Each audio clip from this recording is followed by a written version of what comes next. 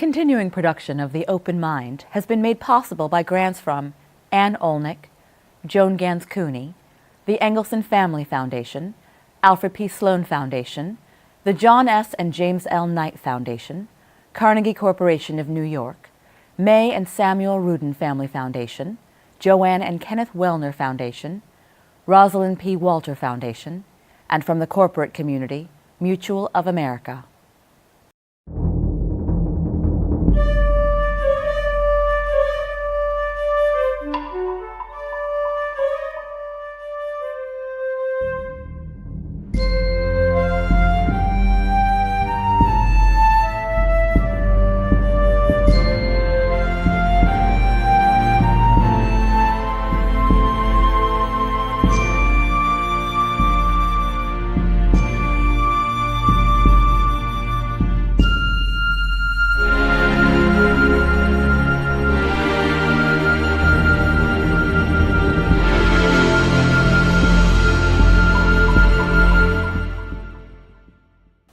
I'm Alexander Heffner, your host on The Open Mind. What is the future for free press and speech in the Trump administration? Joining me today to consider is Executive Director of the Committee to Protect Journalists, Joel Simon. His organization is on the front lines of defending press freedom here at home and around the globe. At the helm of the CPJ since 2006 and previously a freelance journalist in Latin America, Simon has led its expansion, helping to launch the global campaign against impunity, establish a journalist assistance program, and spearhead a dedicated technology arm. At CPJ's 2016 International Press Freedom Awards, accepting a Lifetime Achievement Prize, CNN veteran international correspondent Christiane Amanpour delivered a stirring acceptance speech. Journalism faces an existential crisis, a threat to the very relevance of our profession. We must also fight against a post-values world, being truthful, not neutral. Amanpour further cited that social media and fake news has undermined democracy in America. So I must ask Joel to begin how he would characterize the chilling effect on the Fourth Estate since Election Day. And there is an upside to that too. Well, I think that really the tone was set during the campaign, the Trump campaign, and I think that it's not uncommon for politicians to run campaigns against the press. That's something we've seen many times before. But Trump took the vilification of the media to a completely different level. The hostility, the systematic calling out of individual journalists. This resulted in a flurry of online harassment, of trolling of journalists. He's threatened to sue journalists to make it easier to sue journalists. So it was a campaign of unrelenting hostility towards the media, and I think that has made the media very anxious about what is coming next. There was an extent, an uncomfortable degree to which Trump was maligning journalists in the way that you might cast aside an opponent. In fact, the fervor with which his supporters openly criticized the media was in some instances more ferocious than their criticism of his opponent. Yeah, well, that's, again, one way of thinking about that is to look at it globally. And running campaigns against the media as an institution that represents the interests of the entrenched elites, that is an electoral practice that you see in many parts of the world that are less democratic. Hugo Chavez, for example, that was absolutely central to his campaign, and even Putin, President Putin of Russia, Erdogan in Turkey. These are all leaders who have run electoral campaigns and won electoral campaigns where they really focused on the media, and their critique of the media, which is one that Trump has also embraced, is that it represents a sort of elite entrenched interests and not a kind of objective, neutral search for truth.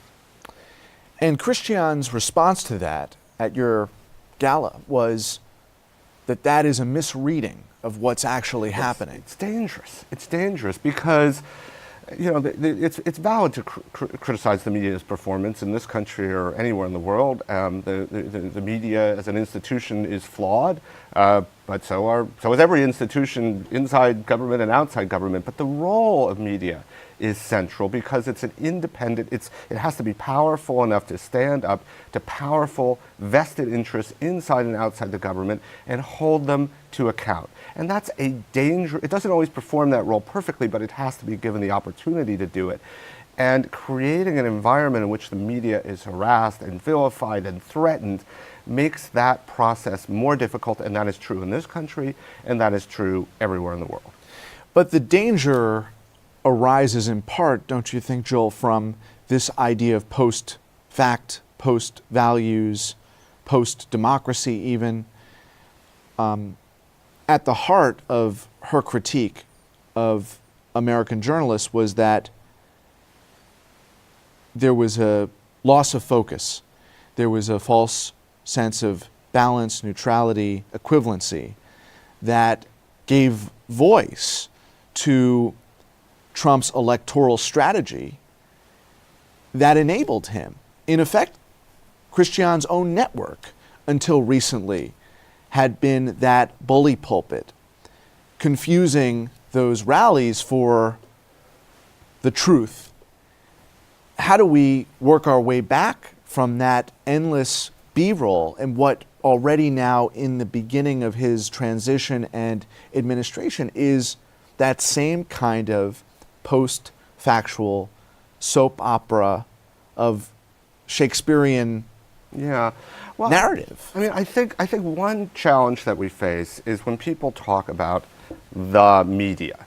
Everyone in their own mind has a different conception, and the media is really has to be an incredibly diverse, broad ecosystem that includes media that embraces those values, the ones you describe of, you know, we are here to call the things as we see it.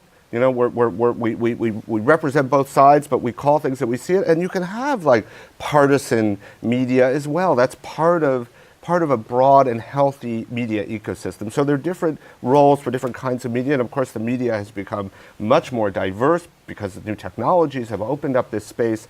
That is all something we need to sort out. It's difficult to sort out.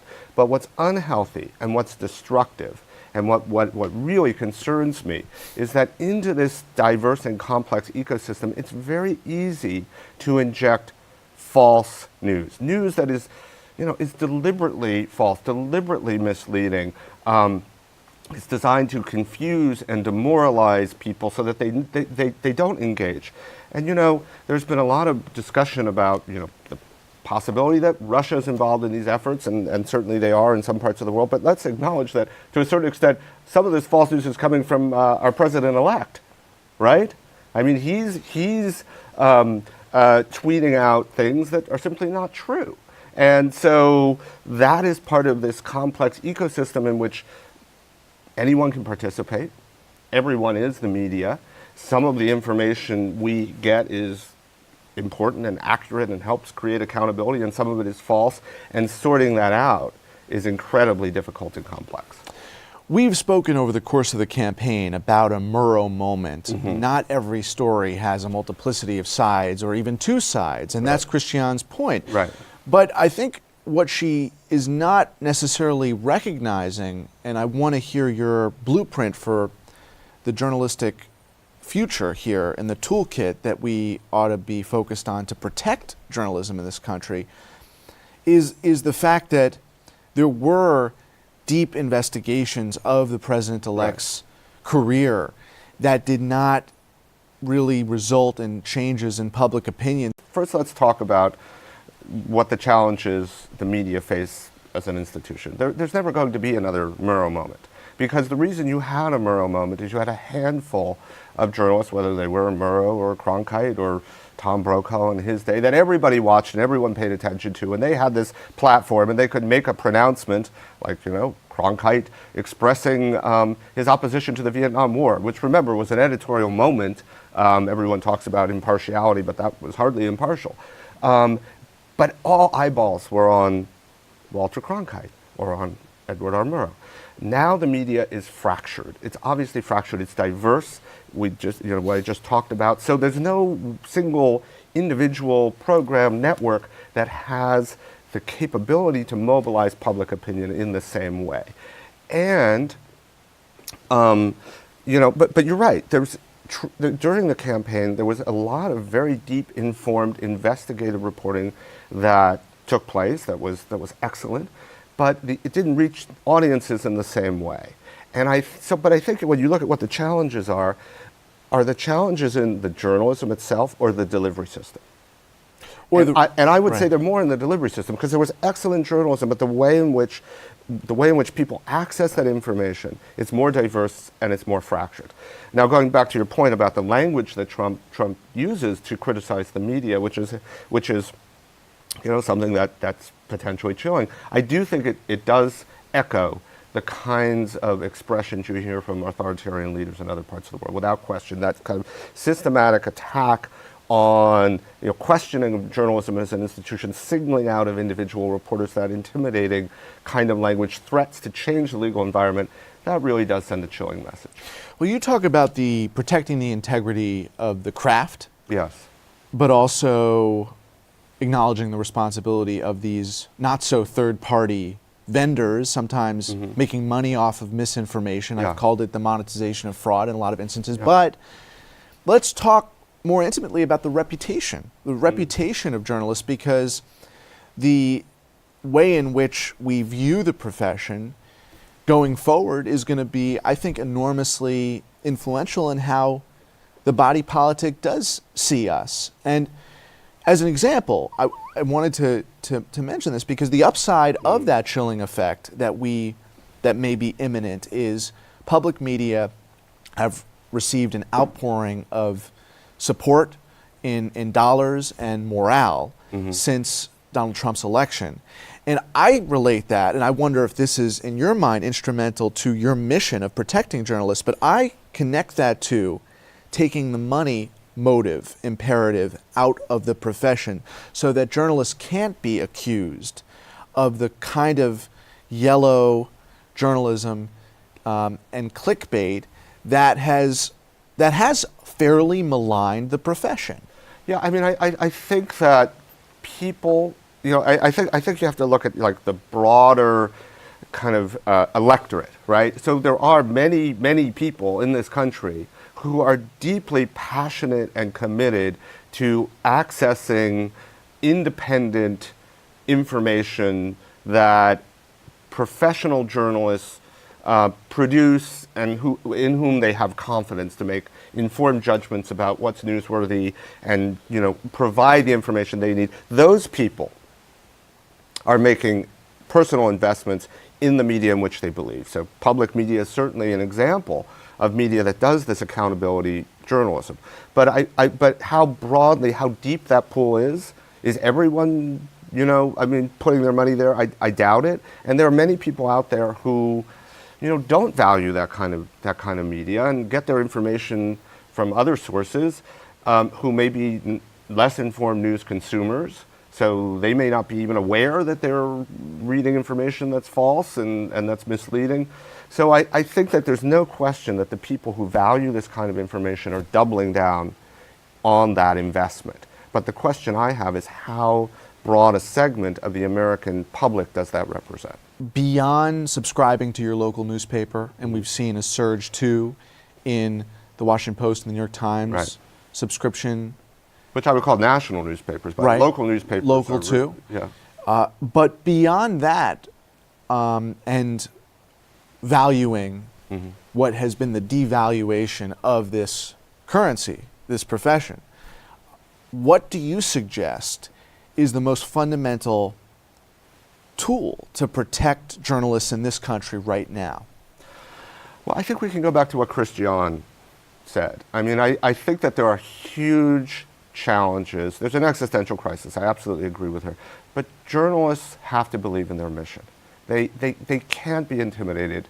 And I think having a global perspective on this issue right now is critical. When at that same dinner where Joan spoke, we honored journalists from Turkey who'd been in jail.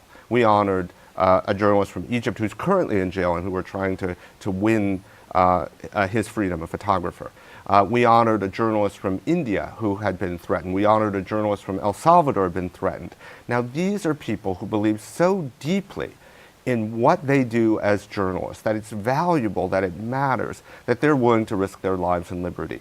American journalists, at this point, don't face those kinds of challenges, but we have to have the same sort of confidence that what we do matters and sort of recommit to those values. At the same time, I think we have to stand up as in industry, as individual journalists, when somebody like Trump in a position of power challenges the validity of what we do and says we're failing and says, you know, we're irrelevant.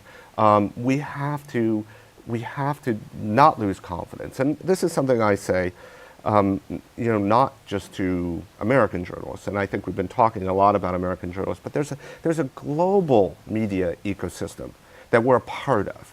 We don't exist in isolation. The work that journalists do in this country connects to the work that journalists do around the world. We share information. We're part of a global information ecosystem called the internet. And so what journalists do in China, what journalists do in Russia, what journalists do in Mexico matters to us, and what we do matters tremendously to them. We've heard in these last months this pretty constant refrain of we're normalizing certain kinds of behavior here. And I would suggest that there is a new normal. And that normalization is a greater tolerance for the kind of totalitarian, if magnanimous,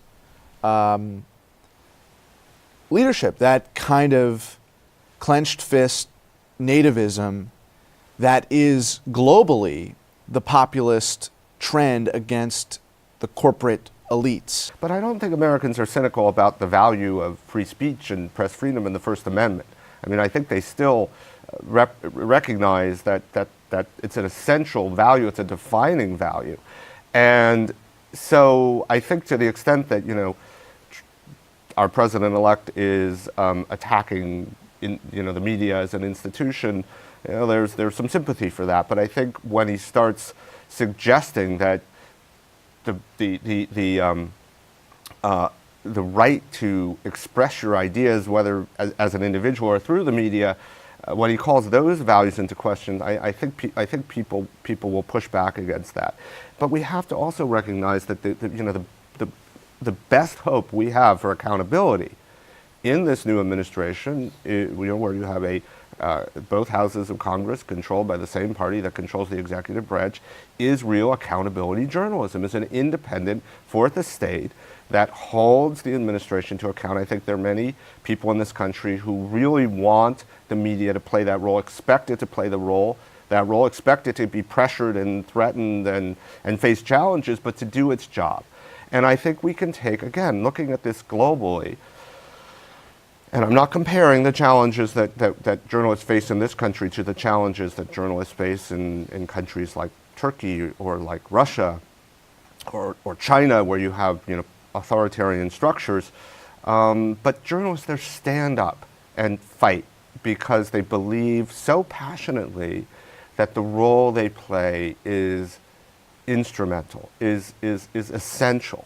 And I think that American journalists should take confidence or take stock of the fact that so many journalists around the world are willing to take those risks because they so deeply believe in the ethos of this profession. Despite having arguably the most robust fourth estate on the planet, the most journalists, the most news bureaus, the advantage seems to be right now in the hands of sort of the false news makers as opposed to the genuine truth tellers.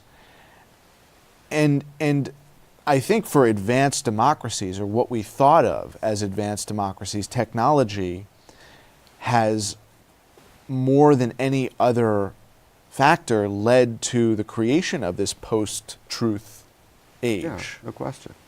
Yeah, no question. I mean, the technology has so complicated the media environment. On a global level, as I said, we've created a kind of unified information ecosystem, a shared global resource, which everyone's got access, if they have a free and open internet, to the same information as anyone else, anywhere else in the world. And of course, there are many governments that are threatened by this, that seek to restrict access to the internet. China, foremost among them, which has constructed what's called the Great Firewall and limits access.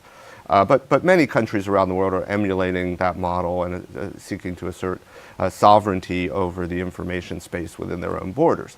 Of course, the technology has disrupted the economic model. So these institutions, which were once strong and robust, are now less strong and less robust, less economically secure. Then you have what some people refer to as disintermediation, which means that anyone can essentially speak to the public, whether it's a presidential candidate or a terrorist organization like the Islamic State, by using this new technology. And so journalists who were once essential to communicating to a mass audience are less essential. And in places like Syria and Mexico, where there are criminal organizations and terrorist organizations, journalists who were once sort of intermediaries through which information was conveyed, they're now targets. They're now targets. They're being hunted down and killed. They're being killed in record numbers. And the final point I'll make about technology is that, and the way it's transformed information, is that it's so incredibly powerful and disruptive, and we've seen that take place in the color revolutions that took place in Eastern Europe and the Arab Spring, that governments are deeply aware of what the threat posed by independent information. And that's why they're cracking down, and that's why we're also seeing record numbers of journalists being jailed around the world. So it's a very complex, pivotal moment for global information, and the challenges ahead of us are very significant. What can we learn from the experience of journalists who don't live in the same free society that we do in navigating this particular moment? I think that there's the complex answer and the easy answer, and I'm going to give the easy answer, which is to reinforce a point I've already made, which is that journalism matters. Independent information, reported through a kind of painstaking process of verification, expressing opinions based on informed analysis, contributing to a lively and robust public debate, demanding accountability from those in power. Those are essential roles that journalists and the media as an institution must perform. And right now, there is a feeling of demoralization, of are we irrelevant? Does this matter? Are people listening to us? Are people hearing us? And I understand why people are asking those questions. But the essential thing that journalists have to remember is not to lose faith, not to lose confidence, to keep doing this kind of reporting. And that's what I see when I look around the world. I mean, I don't think those of us who care about independent media, those of us who care about free expression, those of us who care about press freedom, I don't think we're winning the battle right now. I think we're losing. What will it take for us to win? Well, I mean, I think if you look, I think that the first step is this recommitment. But then we have to sort of fight this battle at every level. So we have to fight for the technology that we need to distribute independent information, because there are powerful forces globally that are pushing against this technology, that are using it for surveillance, that are using it to track critical expression, that are using it to control and manipulate and censor information, to disseminate propaganda. So we have to fight to control that technology. We have to fight against what I call the democratators, which are elected autocrats who hide their repression behind democratic norms. So they win elections, they cite the rule of law, they express rhetorical support for independent media. I put Erdogan and Putin and the late Hugo Chavez clearly in this camp. You could call Orban of Hungary also. There are many examples. So we need to fight against those tendencies. And And I think finally we need to fight against the most pressing threats to journalists' safety, which is the targeting of individual journalists and impunity in those crimes.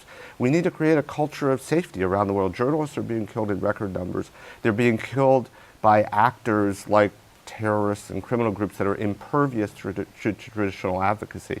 So another step we need to take is to really create a culture of safety where journalists, freelancers, local journalists, everyone who's part of this community have the tools that they need to do their job safely. We're actually committed to doing that at CPJ. We've created a new emergencies response team and hired a safety specialist to oversee this kind of work. So those are concrete, attainable steps that we can take to keep information flowing. And that's the priority right now. And in the last 30 seconds, flowing and factual too, because free press, it's one thing to have a creative novel, but our politics seems much more fictional. I think we almost need to take it into, we have to create the environment for factual accountability journalism to thrive, and that means a global environment for free expression. We have to accept that in that environment there will be information that's not factual, that's distorting, but we need to first create that environment, and then once that environment is created and sustained, then we need to fight within that environment to produce the kind of journalism that matters to us. Joel, we could do a whole nother half hour on distinguishing between free expression and free press, because I think that will get at the heart of this post-factual question too, but we don't have the time to do that now. Nonetheless, thank you for delving into these matters with me today. It's been a pleasure. Thank you so much for having me on. And thanks to you in the audience. I hope you join us next time for a thoughtful excursion into the world of ideas. Until then, keep an open mind. Please visit the Open Mind website at 13.org/openmind to view this program online or to access over 1,500 other interviews. And do check us out on Twitter and Facebook at Open Mind TV for updates on future programming.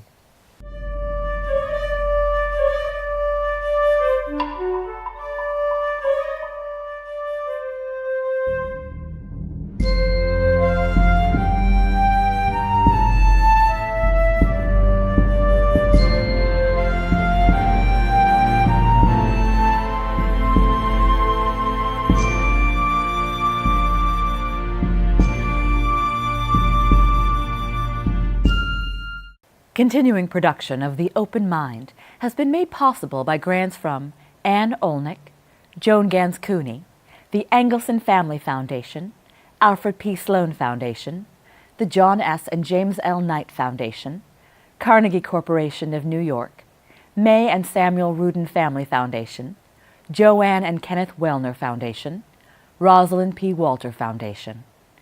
With special thanks to the Schumann Media Center for additional support, and to the corporate community, Mutual of America.